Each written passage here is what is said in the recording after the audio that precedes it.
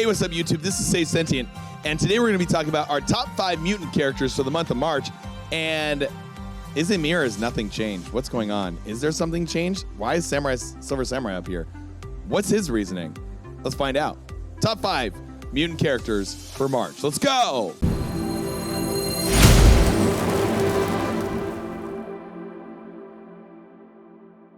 You know, what is going on with the mutant characters? They're all great, but the top 5 mutant characters right now for March, and we're figuring out what is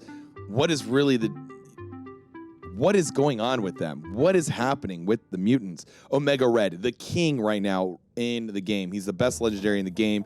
He's unbelievably good in war. He's unbelievably good in Dark Dimension. He's very useful in Arena.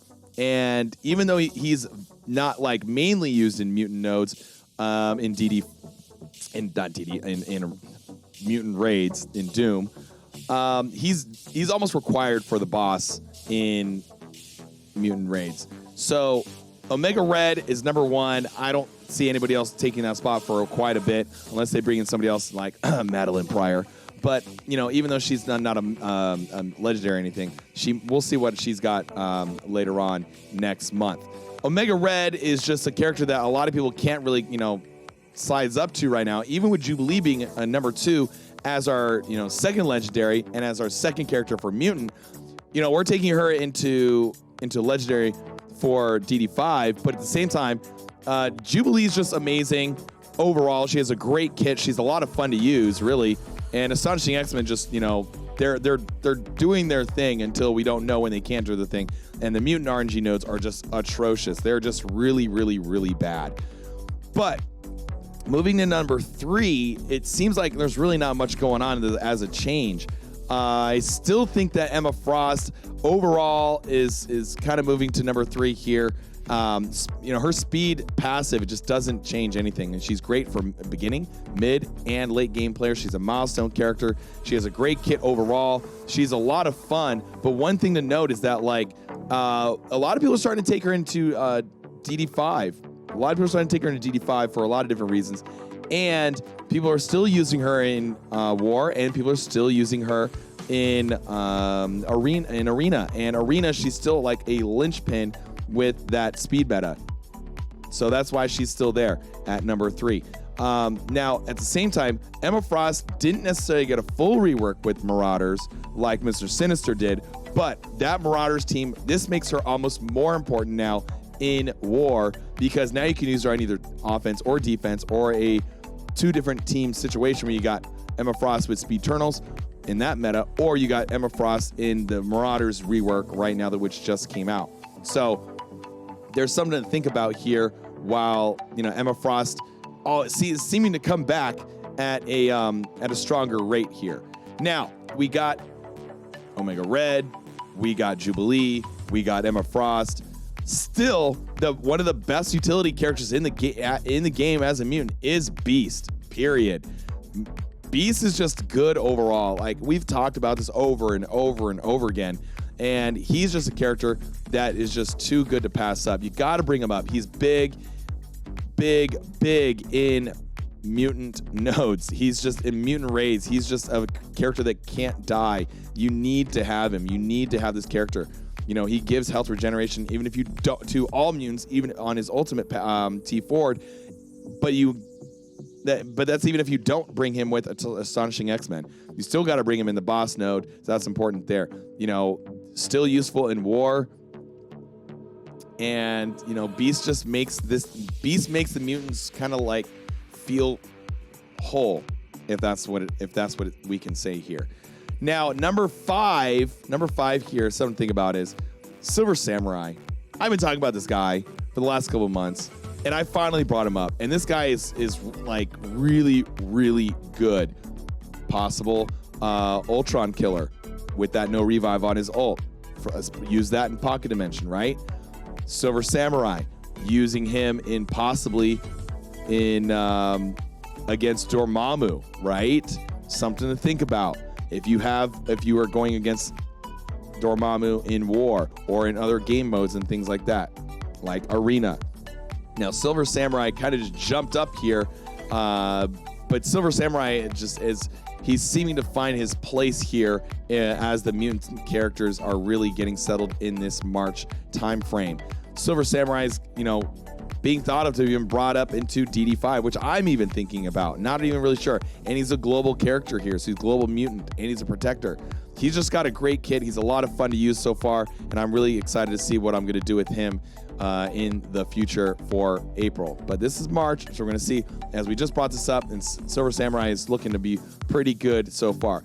Now, you're going to laugh. You're going to be like, what is going on here? Why is Kitty G16? It was a total accident. But let me tell you something. It could have been worse. And let's talk about this. She's not that bad. She's got two moves that do AoE here. So you should got an AoE here for offense down and gets turn meter for her special here, which is great. And she has an ultimate that's unavoidable and can't be blocked for her ultimate, which basically helps bring disrupted to enemy teams. And if they're tech, it helps even better. So this character is global mutant, possible. Maybe you want to do, her in DD5 like I did, but maybe not. I might be the only person, but she's actually kind of worked out. Like if I needed somebody to be disrupted, or I need somebody to dodge, or if I needed someone to have stealth or to grab stealth like T'Challa next to her, which would do, he can grab stealth next to her in DD5, and he might not get hit from a adjacent attack. She's also used in Nowhere Heist. She has some viability around here, so it's not that bad. Is she a peak performance character? Maybe not, but she's still viable, and she still needs to be talked about.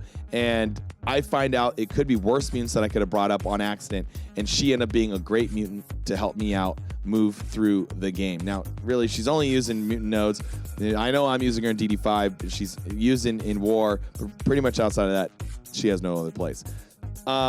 Now, we can still talk about Bishop, and we can still talk about Phoenix, and we can still talk about Mr. Sinister, who had that rework with Marauders, so it makes him look a little stronger, but, not as much, because still, if you bring out, Kestrel, there might be some problems. But we're going to see what happens when Mr. Sinister gets Madeline Pryor on that team this month, and we're going to see how this really changes the game for War.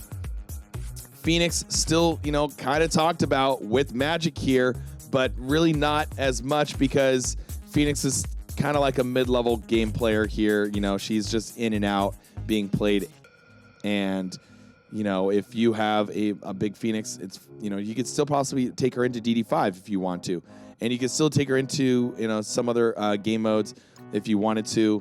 She was a Pocket Dimension character for Unyielding. And a character also used for the Doctor Strange event as well. So if you needed to use her, you could do that. Now, other characters that we could talk about, we got Wolverine, we got, Sabretooth also being used. These guys are people thinking about bringing Weapon X all the way up, even into DD5. People are still thinking about, bringing Polaris in there as well, even with Multiple Man in DD5. So there's a lot of options for global. There's a lot of options for mutant, raid nodes and things like that. But at the same time, they're not peak performance. Now, Weapon X is peak performance in War, but other than that, they're not really. They're just being thought about what to use. Shatterstar, Longshot, really falling off. Really just a mid-level War team at this point. Nothing much other than that. Mutants are just they're there, but they're just not as differentiated as the Mystic characters are. Like, there's just so many different ones that do better different things everywhere because they have special powers. Rather, they are mutants. You got Magneto, you got Mystique, who helped me in Pocket Dimension, but nothing much more than that. Try and get your Strife up if you want to. If you want to look for a big Strife in War with Marauders, he's a big key to keeping that Marauders team alive right in the beginning, because he is a protector. So something to think about as well there. Other than that, you got Namor that's kind of being used with the Dark Hunter team for turn meter as a plug and play character, as a random fifth. but really nothing much else there. He is a war god, but that's it. Storm and Cyclops with that new Magic team with Phoenix. Other than that, or adjusted X-Men team. Other than that, not much usage outside.